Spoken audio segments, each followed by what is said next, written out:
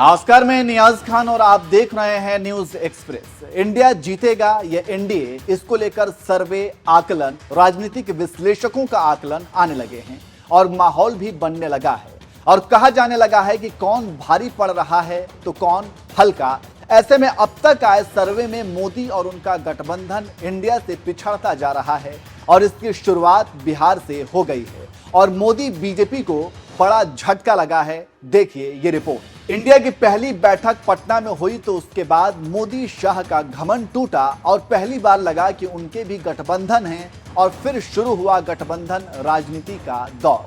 आनन फानन में मोदी शाह ने अपने गठबंधन को फोन लगाया और दिल्ली में एक बैठक, लेकिन इस हड़बड़ाहट को दुनिया ने देखा और जब पत्रकारों के सवाल हुए तो बीजेपी और एनडीए के नेता बगले झांकने लगे और पीएम मोदी का इंडिया के खिलाफ आक्रामक हमला शुरू हुआ। लेकिन मोदी के हमले से बेखबर इंडिया ने बेंगलुरु में बैठक की है और गठबंधन का नाम बदलकर यूपीए से इंडिया कर दिया। फिर क्या था, नाम रखते बीजेपी और मोदी के अंदर बेचैनी और भगदड़ दोनों देखने को मिलने लगी और इंडिया नाम को लेकर एनडीए के नेता पानी पीकर हमला करने लगे और अब तक जारी है।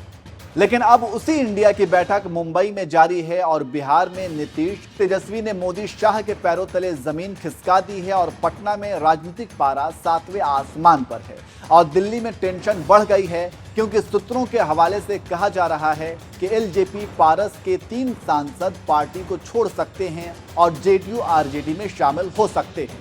जी हां, खबरों की माने तो पारस गुट के सांसद वीणा देवी जो वैशाली है वो पार्टी छोड़कर जेडीयू में जा सकती हैं। इस तरह खगड़िया से सांसद महबूब अली कैसर, नवादा से सांसद चंदन सिंह भी पारस गुट को छोड़कर नीतीश की पार्टी का दामन थाम सकते हैं।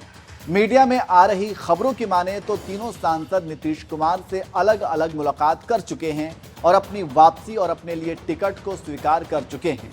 ऐसे में कहा जा रहा है कि जेडीयू अपने कोटे से आए इन तीनों सांसदों को टिकट देंगे और दोनों पार्टियां बाद में टिकटों को लेकर और लोकसभा को लेकर बात करेंगी। लेकिन इसी बात को लेकर पारस से ज्यादा अमित शाह और मोदी को झटका लगा है।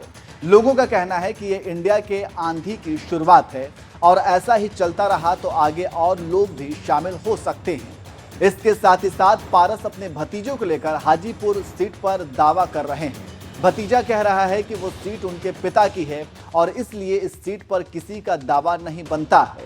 इसके साथ ही साथ चाचा पारस इस सीट पर दावा इसलिए कर रहे हैं कि भाई पिता समान होता है और उस लिहाज से भाई के न रहने पर हाजीपुर पर उसका दावा बनता है। अभी चाचा भतीजे में यही चल रहा था कि अब उससे भी बड़ी खबर आ रही है। खबर है कि मुंबई बैठक में इंडिया मोदी शाह को झटका दे सकता है, लेकिन उससे पहले बिहार में नीतीश तेजस्वी ने ऐसा झटका दिया है कि मोदी शाह सदमे में चले गए हैं। अब देखना होगा कि आगे बीजेपी नीतीश से कैसे बदला लेती है।